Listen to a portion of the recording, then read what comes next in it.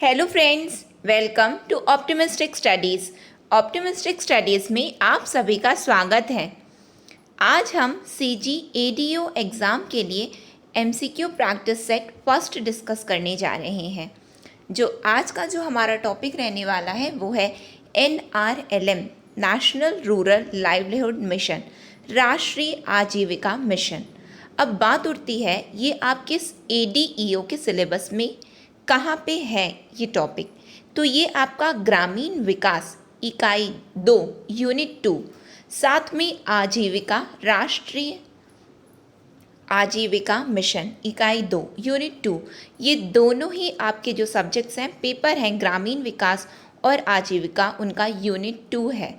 Unit 2 ग्रामीण विकास का और भी योजनाएं हैं, बट NRLM उसमें से एक है। लेकिन आजीविका का राष्ट्रीय आजीविका मिशन ओवरऑल एक पूरा एक यूनिट है, तो यहाँ पे आपके सिलेबस में ये मेंशन है। तो मैंने इससे पहले भी YouTube में इसके 2 सेशन लिए हुए हैं, बट वो बेसिक है, जैसा कि मैंने पहले ही बताया था कि वो केवल इंट्रो है, एक हमको एक एसेंस के लिए है कि हाँ इसमें हमको ये सब पढ़ने हैं, बट वो पूरा डिटेल्ड लेक्चर नहीं है, ठीक है। लेकिन आज हम इसका MCQ प्रैक्टिस करने जा रहे हैं। जो आपका छूटा हुआ है वो भी आज इसमें कवर हो जाएगा। यदि आप चैनल पे न्यू हैं तो चैनल को सब्सक्राइब कर लीजिए और बेल नोटिफिकेशन को ऑन रखिए, जिससे हम जो भी वीडियो डालें तो आप तक पहुंचती रहे। Now let's start the session. Session start करने से पहले मैं आप सभी को बताना चाहती हूँ कि CG ADO एग्ज़ाम कोर्स अब हमारी मोबाइल ऐप में उपलब्ध है, जिसकी लिंक डिस्क्रिप्शन बॉक्स में है मोबाइल ऐप की। साथ में कमेंट सेक्शन में जो पिन्ड कमेंट है वहाँ पे भी लिंक है। तो यदि आप इच्छुक हैं CG ADO एग्ज़ाम कोर्स में एनरोल करने के लिए तो आप बिल्कुल इस कोर्स में एनरोल कर सकते हैं, जिसका रेट है केवल 1199, लगभग 1200 रुपये है। लेकिन इसमें है क्या, आपको मिलेगा क्या?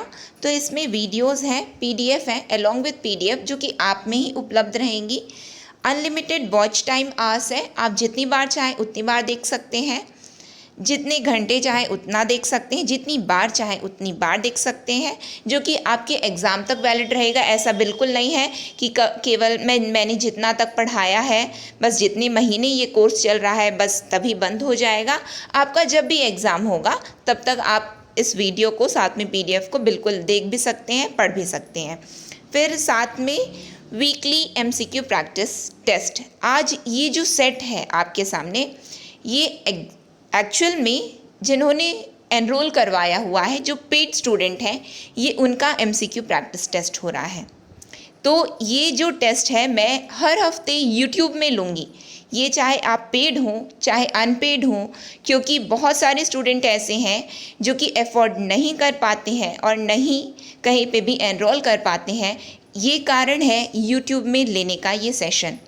तो आप जिन्होंने भी एनरोल करवाया है, वेल एंड गुड, बहुत अच्छा है। उनको तो पढ़ने से मतलब है, वो चाहे ऐप में पढ़ें या YouTube में पढ़ें, उनको MCQ प्रैक्टिस टेस्ट से लेना देना है, ना कि इससे कि वो पढ़ाया कहाँ जा रहा है। तो जिन्होंने इसमें एनरोल करवाया है आज उनके लिए ये टेस्ट है, लेकिन जिन्होंने नहीं पढ़ा है तो उनके लिए ये एक लेक्चर है। तो आपको यदि एनरोल करवाना है तो आप एनरोल कर सकते हैं। अधिक जानकारी के लिए आप हमसे इस WhatsApp नंबर पर भी जुड़ सकते हैं। और मैं आपको बार बार ये एक बात बताना चाहती हूँ, आपकी जो भी परेशानी है आप एटलीस्ट हमें बताइए। कहीं पे भी कुछ भी दिक्कत है, इवन प्राइस को लेकर के भी दिक्कत है, तो मैं क्लियरली आपसे बोल रही हूँ, आप हमें एटलीस्ट उसको बताइए, क्योंकि आप बताएंगे नहीं तो हमको पता चलेगा नहीं। क्योंकि बहुत लोगों की बहुत सारी परेशानियाँ होती हैं, रियल भी होती है, बहुत लोगों की अनरियल भी होती हैं, लेकिन यदि आप बताएंगे नहीं तब तक हमको पता चलेगा नहीं। तो आपके मन में कोई भी शंका है कोर्स को लेकर के कि किस तरह से पढ़ाया जाएगा, क्या रहेगा, तो ये कोर्स जो होता है बाइलिंगुअल है ना, इंग्लिश हिंदी दोनों में है। ऐसी कोई बाउंडेशन नहीं है कि केवल हिंदी में है या केवल इंग्लिश में, दोनों ही लैंग्वेज में आपको जो सूटेबल लगे आप उसमें पढ़िए। क्योंकि दोनों ही लैंग्वेज में, मैं जैसा कि आपने देखा है यूट्यूब में भी मैं दोनों ही लैंग्वेज प्रेफर करती हूँ। तो आपकी जो यदि इच्छा है एनरोल करने की तो आप बिल्कुल एनरोल कर सकते हैं। Now let's start the test. लेकिन जिन्होंने नहीं पढ़ा है तो उनके लिए ये लेक्चर है, क्योंकि मैं पूरा एक्सप्लेन भी करूँगी साथ में। ये जो सेशन है ये प्रीमियर किया जा रहा है, इसलिए जो भी मेरे पेड स्टूडेंट हैं वो साथ में आंसर भी देंगे, क्योंकि मैं उनके आंसर्स देखूंगी और मुझे पता चलना चाहिए कि किसने क्या आंसर दिया है। तो जो भी स्टूडेंट पेड हैं जिन्होंने पढ़ा है वो आंसर ज़रूर देंगे। नाउ फर्स्ट क्वेश्चन, NRLM जिसको हम आजीविका भी बोलते हैं, क्योंकि इसका फुल फॉर्म क्या है, नेशनल रूरल लाइवलीहुड मिशन। आपको तो पहले फुल फॉर्म याद होना चाहिए, कोई भी योजना पढ़ो तो। NRLM आजीविका लॉन्च्ड इन विच ईयर, 1999, 2005, 2009, 2011। तो लॉन्च कब किया गया आजीविका NRLM को? यहाँ पे आप पॉज कर लीजिए और अपना आंसर दीजिए कि कौन सा करेक्ट आंसर है। ठीक है, यहाँ पे जो आपका करेक्ट आंसर है ये आप सभी जानते होंगे 2011। और 2011 कब? जून में 2011। 1999 में क्या है, स्वर्ण जयंती स्वरोजगार योजना 1999 में आई थी। MG नरेगा 2005 में आया। 2009 में वो नरेगा 2005 में आया था। और MG नरेगा ये मैंने आपको जो लेक्चर 3 ADO का था वहाँ पे मैंने गलती से 2010 बोल दिया था। साथ में मैंने कमेंट सेक्शन में लिखा भी था कि वो गलती से 2010 मुझसे मैंने बोला था, वो 2009 है, क्योंकि 2 अक्टूबर 2009 को नरेगा का नाम MG नरेगा पड़ा। ठीक है, ये चीज़ को आप क्लियर कर लेना। और 2011 को ये जो स्वर्ण जयंती स्वरोजगार योजना है उसको पुनर्गठित करके उसका नाम NRLM रखा गया था। ठीक, नेक्स्ट क्वेश्चन देखें हम लोग। तो यहाँ पे आपका करेक्ट आंसर है 2011। नेक्स्ट क्वेश्चन है हमारा,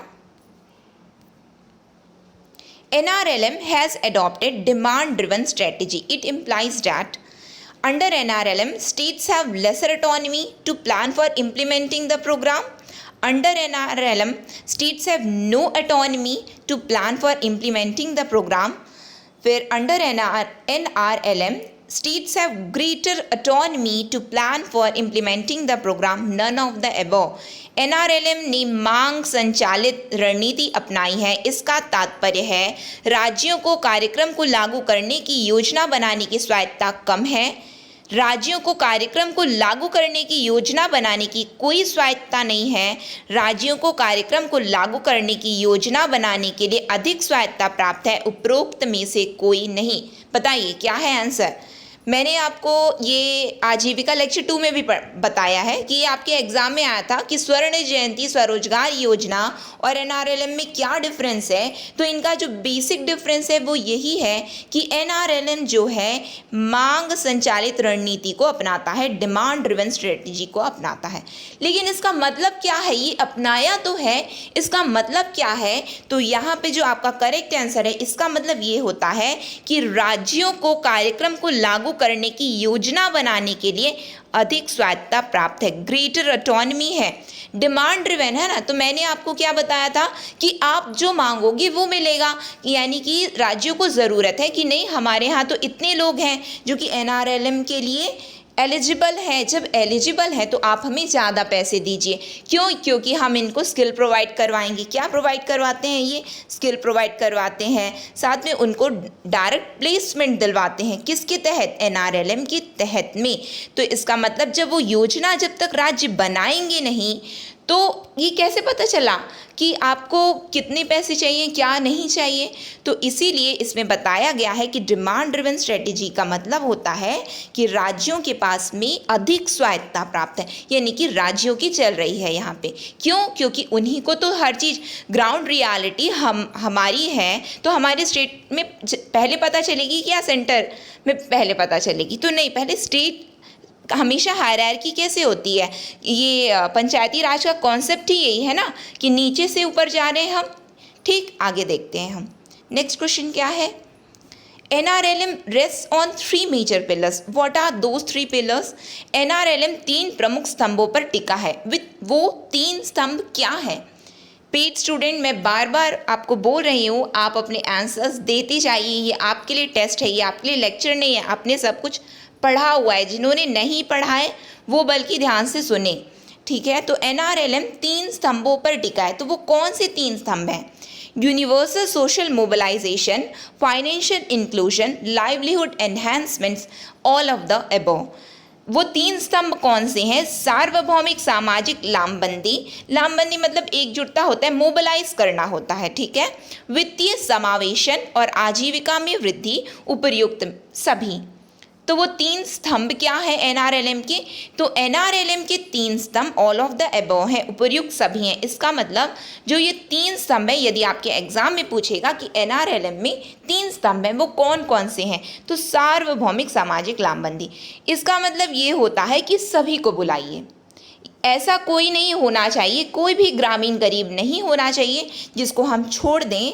हम यूनिवर्सल सोशल मोबिलाइजेशन कर रहे हैं, यूनिवर्सल सोशल मोबिलाइजेशन। जैसे कि यूनिवर्सल PDS आपने अभी तक पढ़ा है ना, जब आपने फूड इंस्पेक्टर का दिया था। सिमिलरली NRLM में भी होता है सार्वभौमिक सामाजिक लामबंदी का, जैसे कि मैंने आपको बताया, मोबिलाइज करना है, एकजुटता, उनको सबको इकट्ठा करना है, लोगों को, ठीक है। फिर वित्तीय समावेशन, वित्तीय समावेशन क्या होता है? तो वित्तीय समावेशन होता है जैम ट्रिनिटी, यानी कि ओपनिंग ऑफ बैंक अकाउंट्स, फिर उसके बाद उनको आधार से लिंक करवाना और मोबाइल से लिंक करवा देना, क्योंकि पूरा का पूरा NRLM में क्या है, पैसे ये किस तरह से देते हैं उसको हम आगे देखेंगे, आगे के क्वेश्चन में देखेंगे कि किस तरह से ये एग्जैक्टली वर्क कैसे करते हैं। लेकिन वित्तीय समावेशन का जो एक आप अपनी लैंग्वेज में समझ सकते हैं, तो जनधन आधार मोबाइल योजना ही फाइनेंशियल इंक्लूजन होती है, ठीक।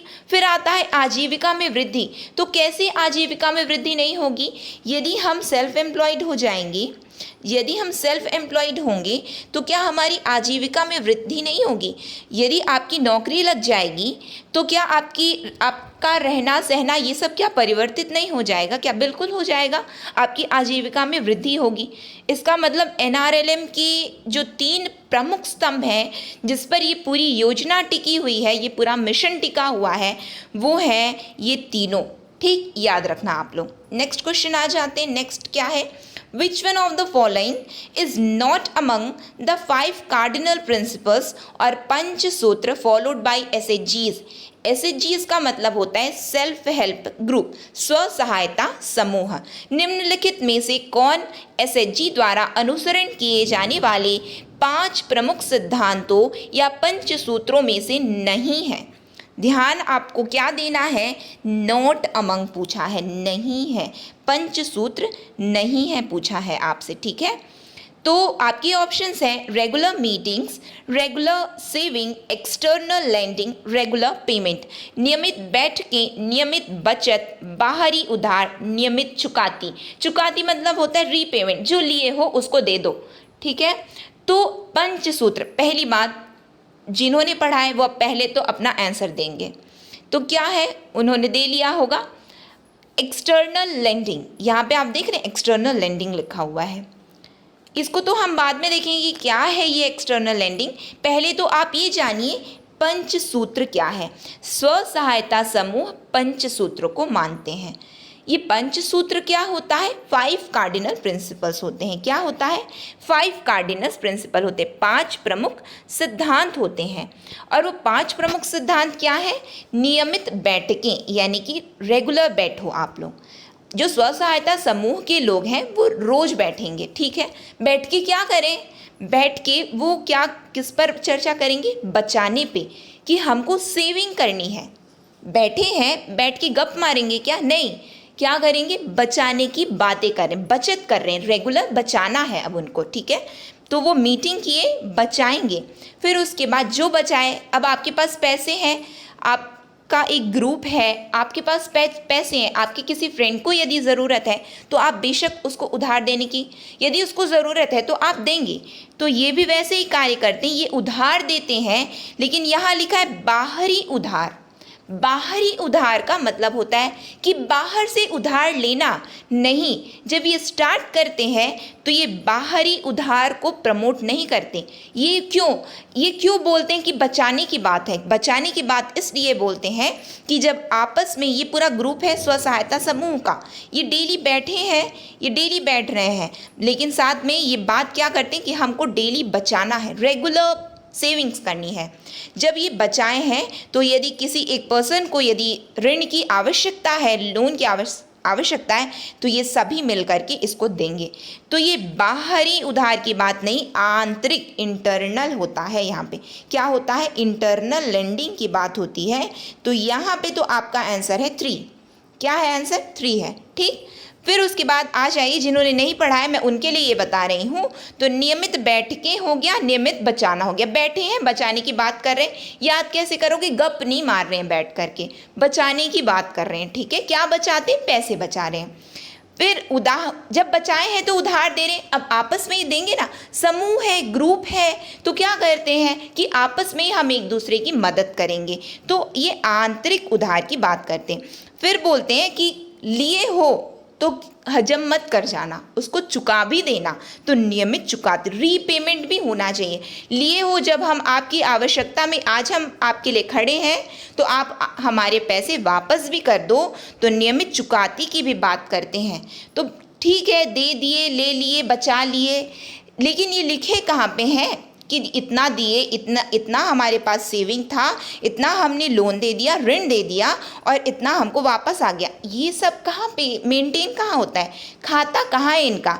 तो इनका खाता होता है book keeping, regular book keeping करते हैं, रेगुलर बुक कीपिंग करते हैं। ये यहाँ से ये निकल के आया। आई होप आप लोगों को क्लियर हुआ होगा, या फिर नहीं अच्छे से मैं इसको लिख देती हूँ, है ना। Regular book keeping, book keeping क्या होता है कि जो बही खाता बनाना होता है। ठीक है, रेगुलर बुक कीपिंग करते हैं, यानी कि ये बैठे बचाने की बात कर रहे हैं, आंतरिक उधार। फिर उसके बाद आता है नियमित चुकाती, और 5वां आता है रेगुलर बुक कीपिंग, यानी कि नियमित बही खाता बनाना। ठीक, ये 5 सूत्र हैं जो स्व सहायता समूह पालन करते हैं, याद रखेंगे आप लोग। ठीक, जो पेड स्टूडेंट है उन्होंने पढ़ा हुआ है, वो आई होप उन्होंने आंसर करेक्ट दिया होगा। नेक्स्ट क्वेश्चन है हमारा, which one of the following statement is correct with respect to the SHG book keeper.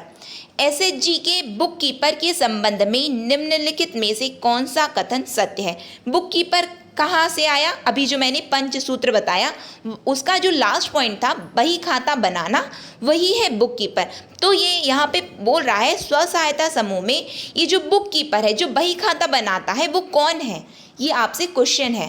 ठीक, तो आपके ऑप्शंस हैं, the book keeper of the SHG is a literate member of the group or any literate person known to the group members. The bookkeeper is selected by the SHG's members. The bookkeeper is trained in SHG bookkeeping. All of the above. Correct बताना है हमको, कौन सा कथन सत्य है। तो SHG का बुककीपर समूह का साक्षर सदस्य या समूह के सदस्यों को ज्ञात कोई साक्षर व्यक्ति होता है।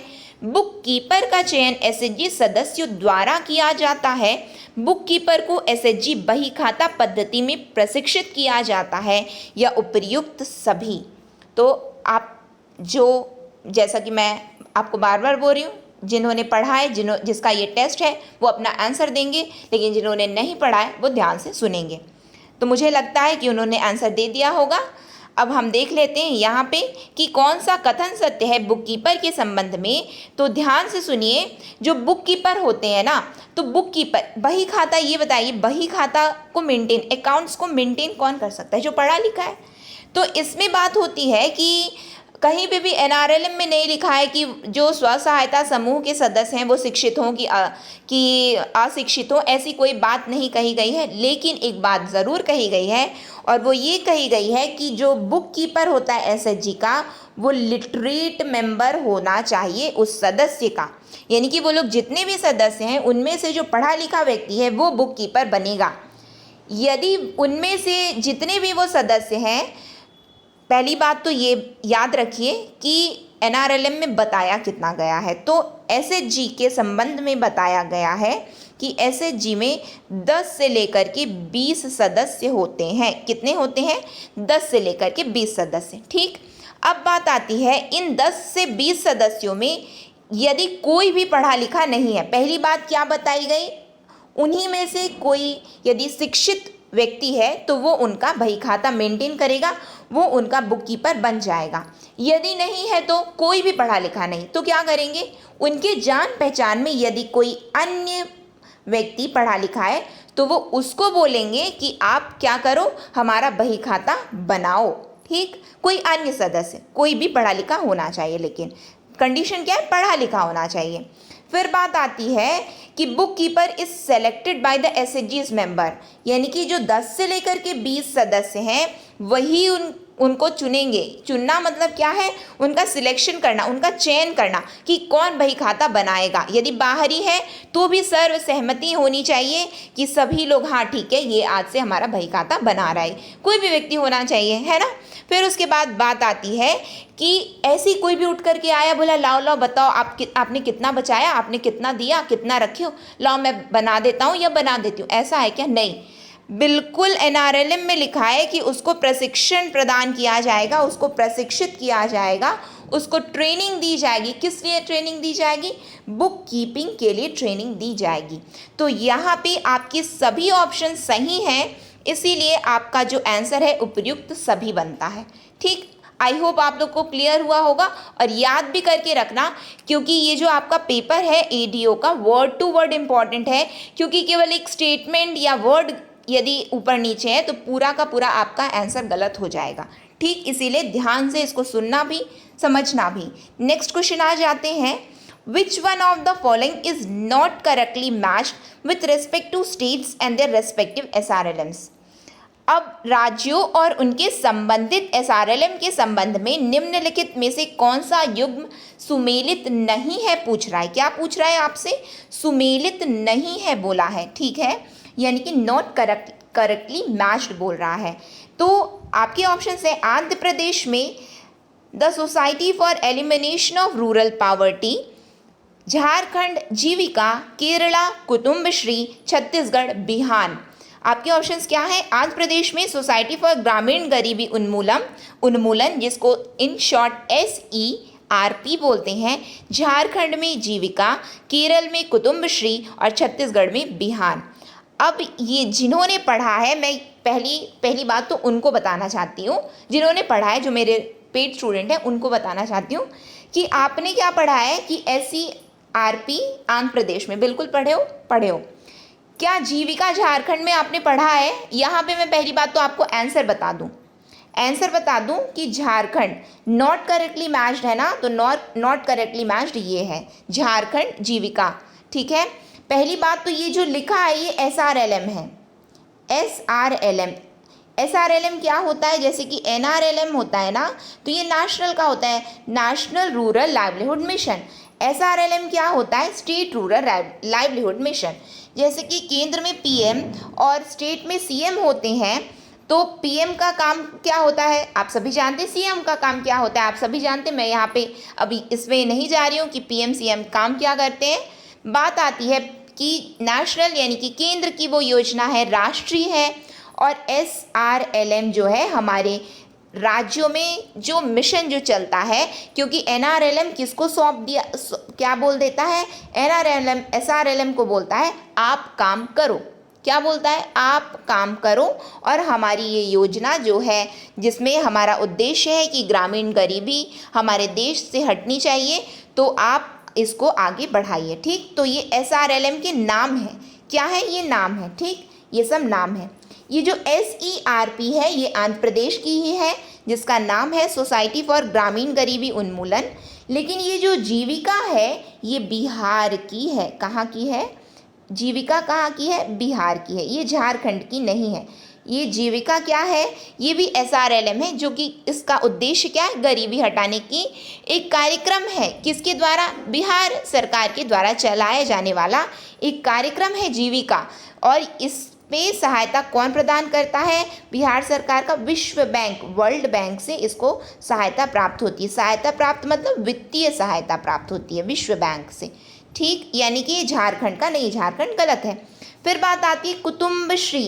कुटुम्बश्री केरला की ही है और इसका भी काम यही है और इसने बहुत ही अच्छा कार्य किया है अपने राज्य में गरीबी हटाने के लिए, ठीक है। फिर आता है छत्तीसगढ़। तो छत्तीसगढ़ की एसआरएलएम का नाम है बिहान। मैंने आपको कहा, अपने पेड स्टूडेंट जिन्होंने पढ़ा है उनके लिए मैं ये बताना चाहती हूँ कि आप एलिमिनेशन के थ्रू इसको कैसे सॉल्व कर सकते हो। ये आपको पता है कि एसईआरपी यहीं की है। छत्तीसगढ़ के बारे में आपने नहीं पढ़ा है, बिल्कुल नहीं पढ़ा है कि नहीं यार छत्तीसगढ़ का बिहान है कि नहीं, बिल्कुल मैंने तो सुना ही नहीं। लेकिन आपने सुना है केरला का कुटुम्बश्री है और यहाँ पे पूछ रहे हैं नॉट करेक्टली मैच। आपको ये पता है कि जीविका झारखंड की तो बिल्कुल नहीं है, तो आपको भले ही नहीं पता है कि छत्तीसगढ़ का बिहान है या नहीं, आप इसी को ही टिक करोगे। क्यों? क्योंकि आपको ये पता है ये तो बिल्कुल भी नहीं है, ठीक है। ये क्लियर होना चाहिए आप लोगों को। जिन्होंने नहीं पढ़ा है वो तो जान गए कि क्या है कि छत्तीसगढ़ का बिहान भी है, लेकिन जिन्होंने पढ़ा है वो उन्होंने ये नहीं पढ़ा है कि छत्तीसगढ़ की एसआरएलएम का नाम बिहान है। तो ये भी आप लोग याद रखिए कि छत्तीसगढ़ की एनआरएलएम का नाम बिहान है, ठीक। नेक्स्ट क्वेश्चन आ जाते हैं। नेक्स्ट क्वेश्चन क्या है हमारा? एक एक क्वेश्चन इंपॉर्टेंट है, इसीलिए ध्यान से सुनिए और ध्यान से इसको समझिए, याद कीजिए आप लोग, ठीक। नेक्स्ट है आपका which statement is correct with respect to PRADAN that provide thematic support under NRLM. NRLM के तहत विषयगत समर्थन प्रदान करने वाले प्रदान के संबंध में कौन सा कथन सत्य है?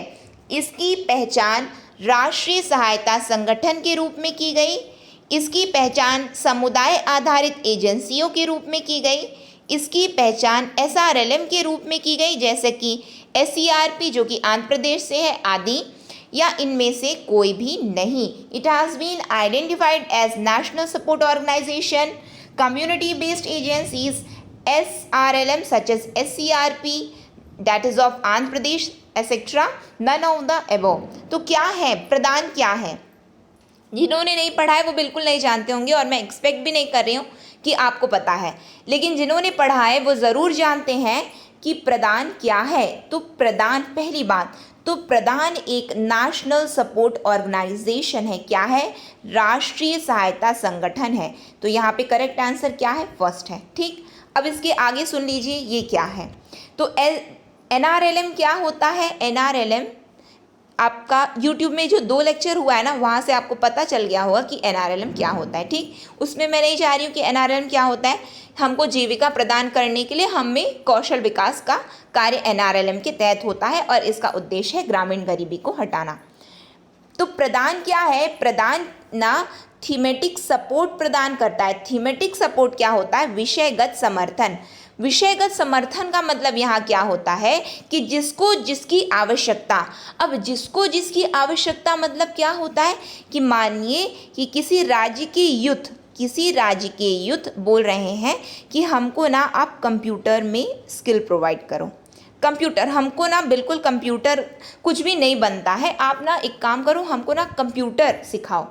तो ये क्या करेंगे कि ये थीमेटिक सपोर्ट, ठीक है, हम आपको एनआरएलएम के तहत में ये जो प्रदान है जो कि एक प्रकार की राष्ट्रीय सहायता संगठन है, ये क्या करती है?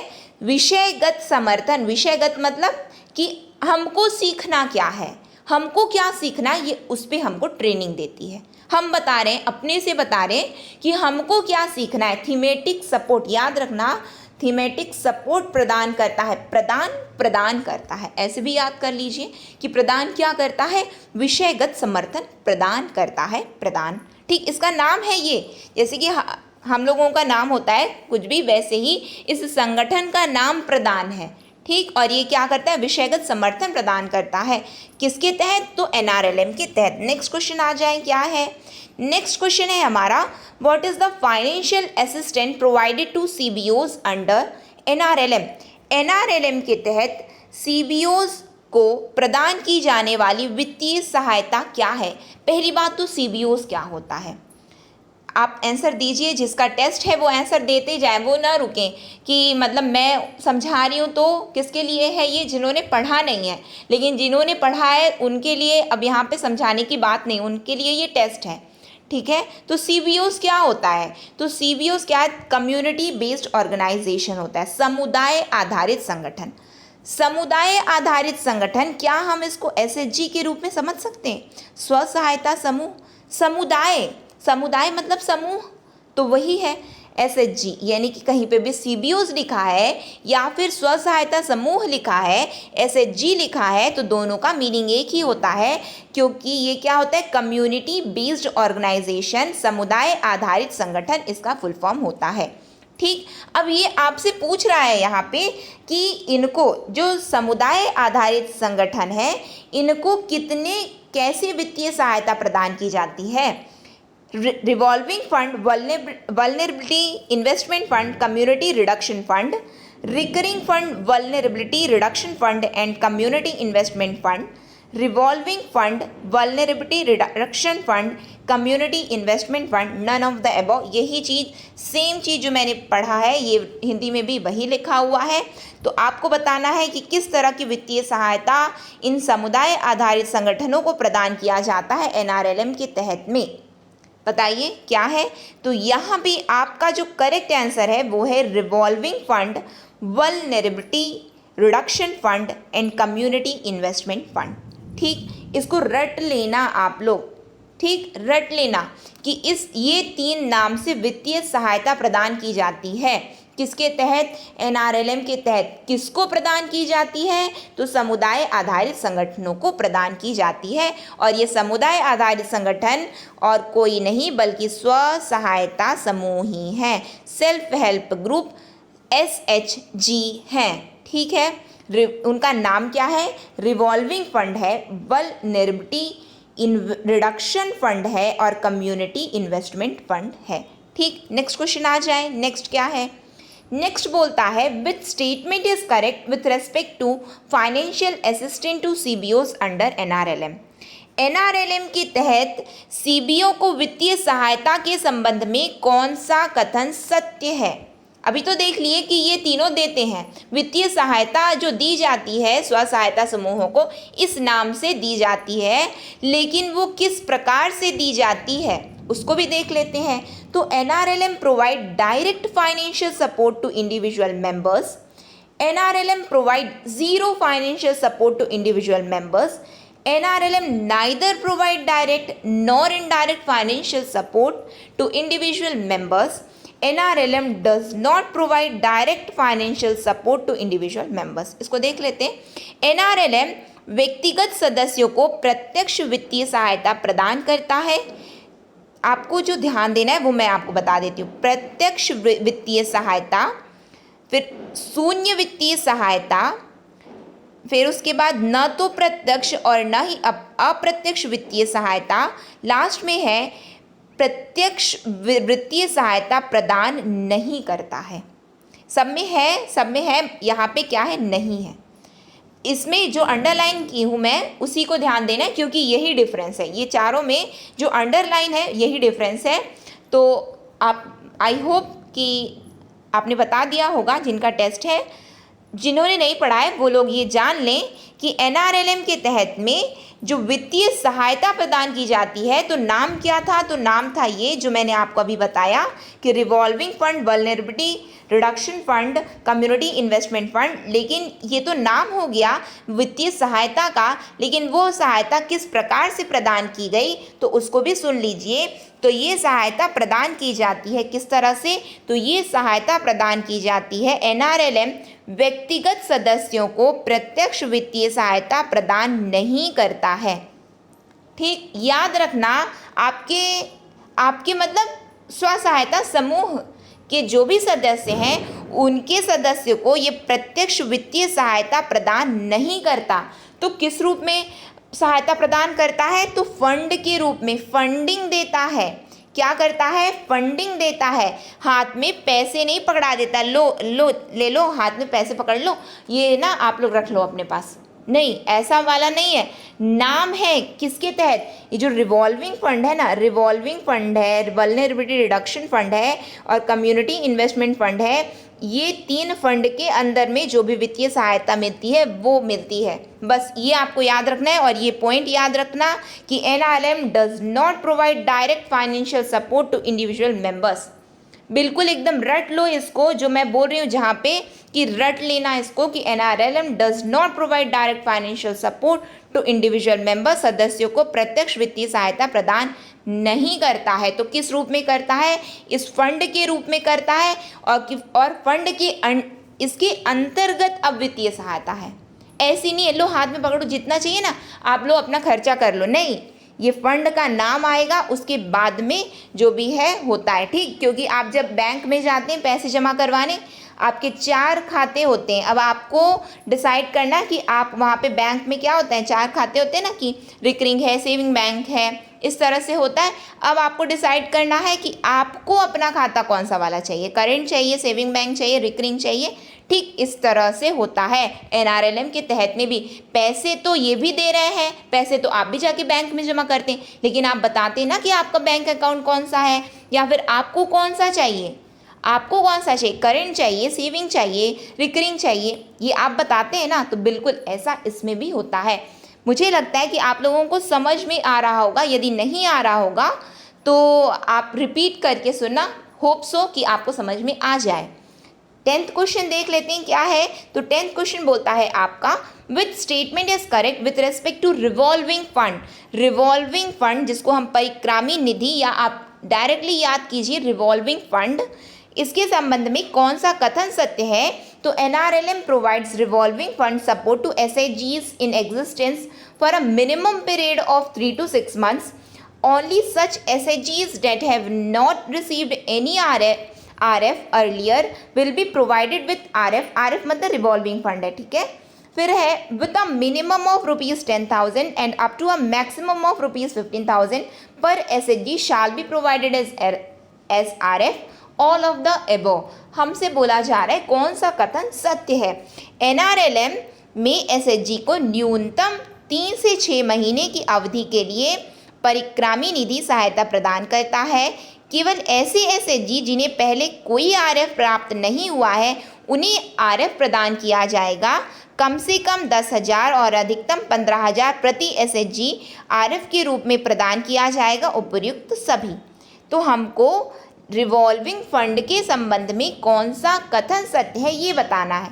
यहाँ पे जो आपका करेक्ट आंसर है वो है ऑल ऑफ द अबव, उपयुक्त सभी। अब कैसे, तो मैंने आपको बताया RF रिवॉल्विंग फंड ये एक प्रकार की वित्तीय सहायता है जो NRLM के तहत किसको प्रदान की जाती है। तो SHG कौन है, they are CBOs community based organisation, समुदाय आधारित संगठन है जिनको हम स्व सहायता समूह के नाम से जानते हैं। इनको वित्तीय सहायता रिवॉल्विंग फंड के रूप में प्रदान की गई। रिवॉल्विंग फंड के लिए सबसे पहली बात जो इम्पोर्टेंट है वो है कि ये रिवॉल्विंग फंड की सहायता 3 से 6 महीने के लिए प्रदान की जाती है। कितने महीने के लिए, तो 3 से 6 महीने के लिए।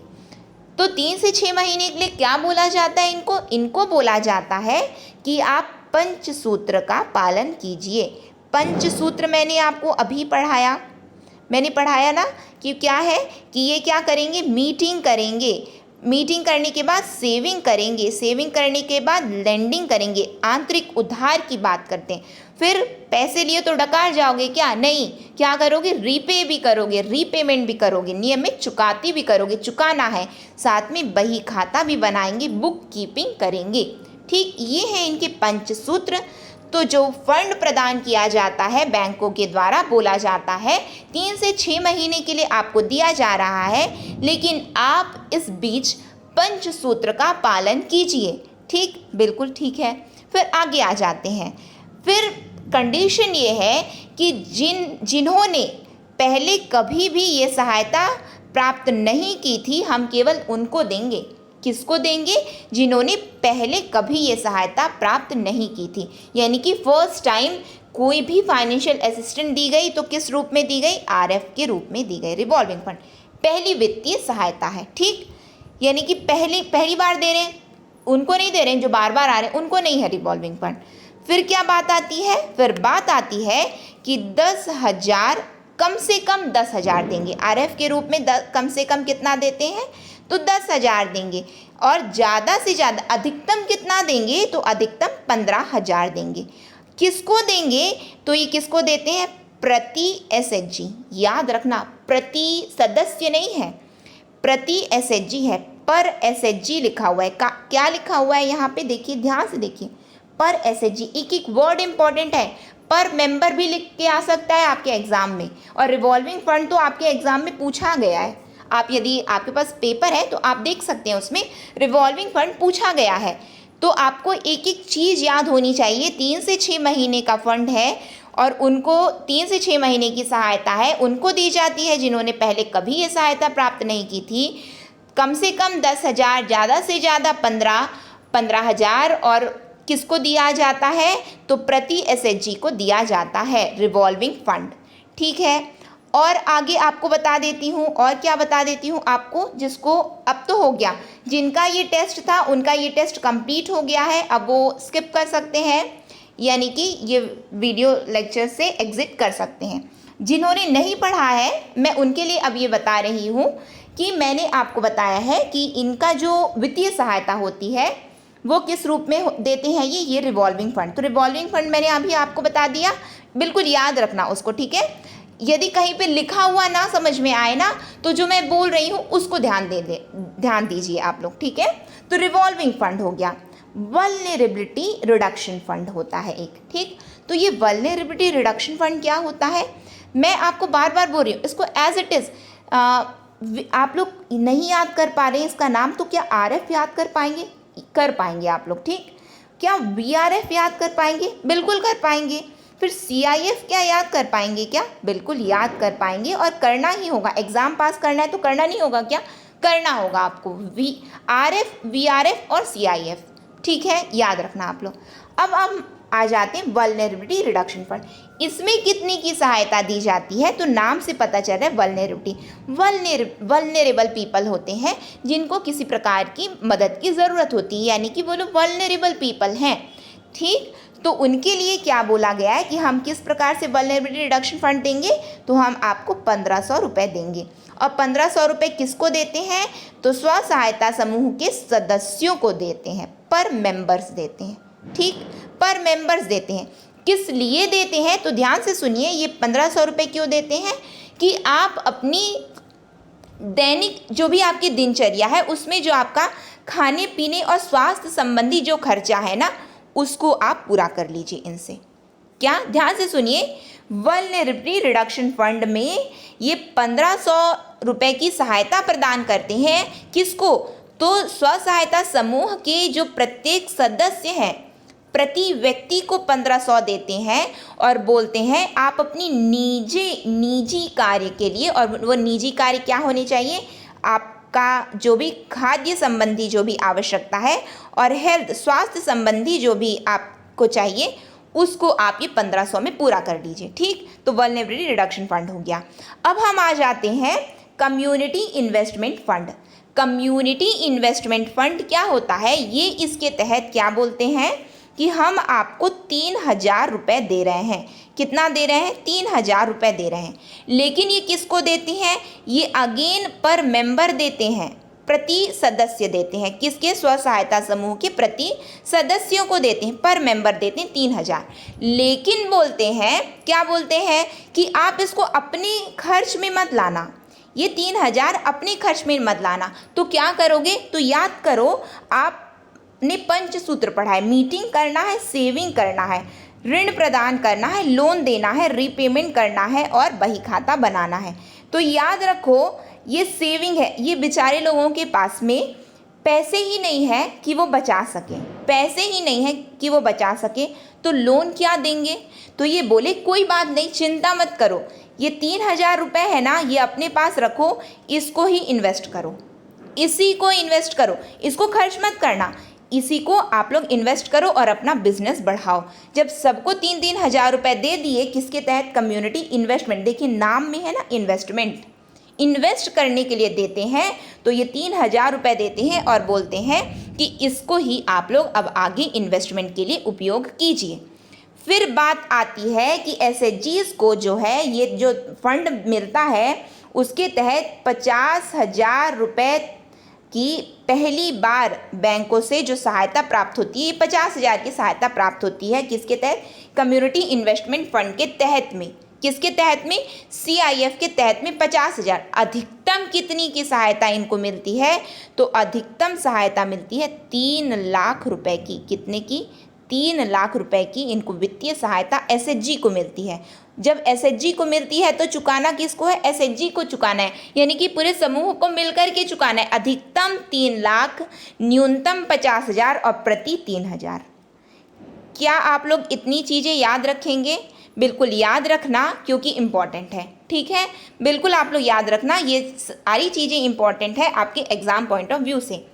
अब हम आ जाते हैं, जैसा कि मैंने आपको बताया, यहाँ पे आपका जो भी मैंने आपको पढ़ाया, जिन्होंने टेस्ट दिया उनका टेस्ट ओवर हो गया, जिन्होंने नहीं पढ़ा उन्होंने NRLM को पढ़ लिया है। अब मैंने आपको बताया था कि इसका कोर्स हमारे मोबाइल ऐप में उपलब्ध है। जिसको सुनना है वो बने रहें, जिसको नहीं सुनना है वो स्किप कर दें, क्योंकि मुझे जो पढ़ाना था वो मैंने पढ़ा दिया है। अब जो इंटरेस्टेड हैं हमारा कोर्स परचेज़ करने के लिए और जो हमसे पढ़ना चाहते हैं और ऑप्टिमिस्टिक स्टडीज़ से CGAD EO एग्ज़ाम के लिए प्रिपेयर करना चाहते हैं, ये उनके लिए है। जो नहीं सुनना चाहते हैं वो बिल्कुल स्किप कर दें, क्योंकि लेक्चर ओवर हो चुका है। तो आपको ज्वाइन कैसे करना है ये कोर्स? तो ज्वाइन करने के लिए जब आप हमारा मोबाइल ऐप डाउनलोड करेंगे, चाहे आप प्ले स्टोर से कर लीजिए या फिर डायरेक्ट लिंक मैं आपको कमेंट सेक्शन में पिंड कमेंट के रूप में दे दूंगी, साथ में डिस्क्रिप्शन बॉक्स में भी रहेगा इस वीडियो के, वहाँ से भी आप लिंक में क्लिक करेंगे तो आपका ऐप इंस्टॉल हो जाएगा आपके मोबाइल में। फिर आप जब ओपन करेंगे तो सबसे पहले फ्रंट में ही आपको इस तरह का स्क्रीन दिखेगा।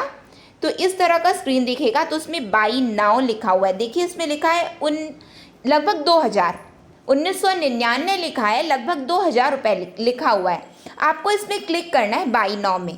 आप बोलोगे अरे मैम आप तो बोले कि 1200 है, यानी कि 1199 है, आप यहाँ पे 2,000 पे करवा रहे हो। नहीं, तो सुन लीजिए पहले। बाई नाउ में जैसे ही आप क्लिक करोगे तो आपको ये पेज खुल करके आएगा, इस तरह का आपको पेज दिखेगा। इसमें क्या लिखा हुआ है? देखिए इसमें लिखा है 1199 रुपये लिखा हुआ है। अब यहाँ इस जैसे ये पेज आया उसको आप स्क्रॉल करके नीचे जाएंगे। क्या करेंगे? स्क्रॉल करेंगे। ठीक है, स्क्रॉल करके जब आप नीचे जाएंगे तो आपको इस तरह से वहाँ पे स्क्रीन में आप अपने मोबाइल में इस तरह का आपको पूरा दिखाई देगा। अब ये देखिए यहाँ पे लिखा है कूपन कोड अवेलेबल लिखा है, यहाँ पे व्यू ऑल लिखा हुआ है। जैसे ही आप व्यू ऑल में क्लिक करेंगे तो आपको ये बन कर के आ जाएगा कूपन अवेलेबल, जो कि नवरात्रि ऑफर है। क्या है कूपन का नाम? नवरात्रि ऑफर। ठीक, जैसे ही आप इसको क्लिक करेंगे तो आपके पास क्या लिख कर के आएगा? अप्लाई। क्या लिख कर के आ जाएगा? यहाँ पे देखिए अप्लाई लिखा है ना नीचे में, यहाँ पे अप्लाई लिखा है। जैसे ही आप अप्लाई में क्लिक करेंगे तो आपका वो कूपन कोड अप्लाई हो जाएगा। यहाँ पे आप डन में क्लिक करना। जैसे ही आप डन में क्लिक करेंगे तो देखिए जो 1900 का कोर्स था अब आपको, यानी कि 1999 में था, वो आपको 1199 यानी कि लगभग 1200 में उपलब्ध हो रहा है। ठीक, अब क्या करेंगे? अब यहाँ पे जो आपका बाई नाउ लिखा हुआ है यहाँ पे आप लोग क्लिक करना।